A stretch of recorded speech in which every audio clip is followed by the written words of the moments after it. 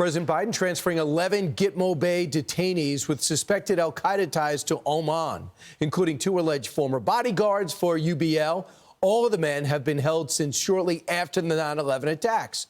Retired Lieutenant Colonel Donald Arias, his brother, was killed in the attack, and he's been to Gitmo 3 times to witness the proceedings. Almost all of them stopped short.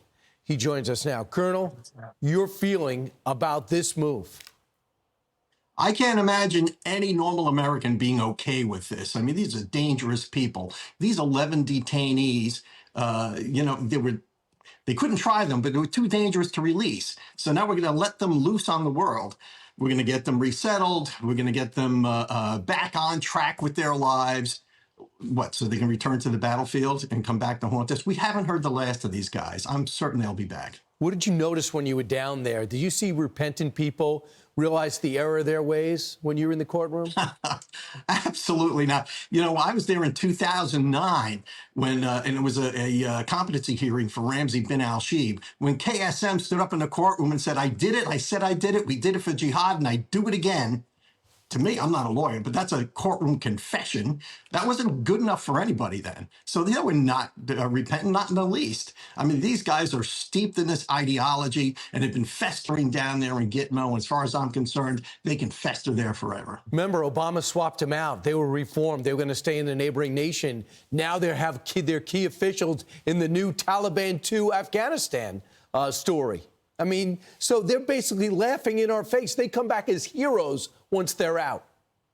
You're absolutely right. And again, you know, 9/11 families have been screwed so many times. We're just used to it at this point. It's just another day we're going to have to roll with, you know. And the emotional toll, Brian, people don't understand. You know, you lose a loved one and there is zero justice for them. Zero. I mean, if my brother were mugged on the streets of New York, this thing would have been long gone. Well, maybe not with Alvin Bragg, but this thing would have been long adjudicated. And if you look back at, like, you know, my brother was killed in 2001 along with thousands of others.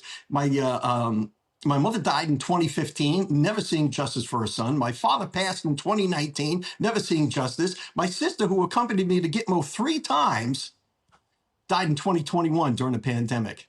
And I'm getting ready to turn 68 here. I'm wondering if I'm going to live long enough to see this, and I don't think I will.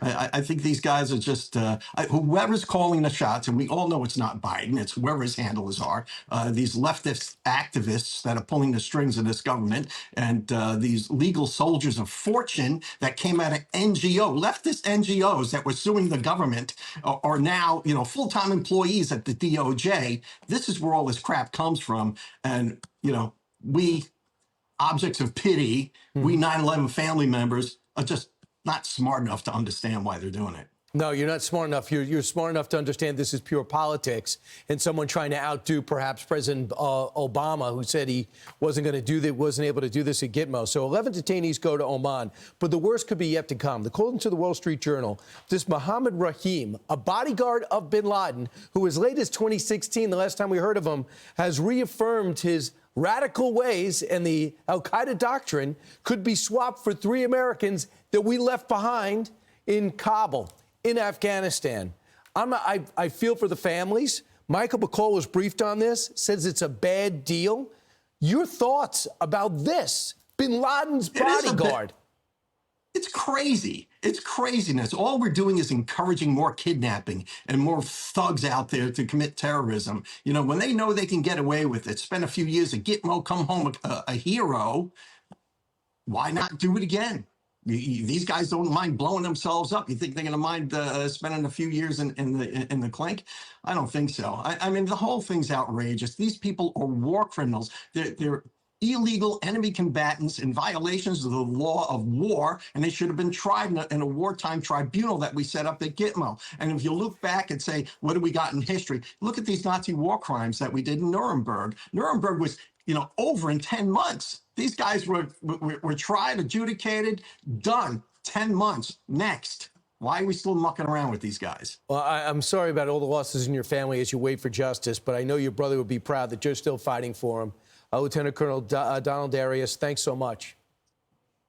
Thanks, Brian. Thanks for having me. And we'll track all this as it unfolds. I'm Steve Doocy. I'm Brian Kilmeade. And I'm Ainsley Earhart. And click here to subscribe to the Fox News YouTube page to catch our hottest interviews and most compelling analysis.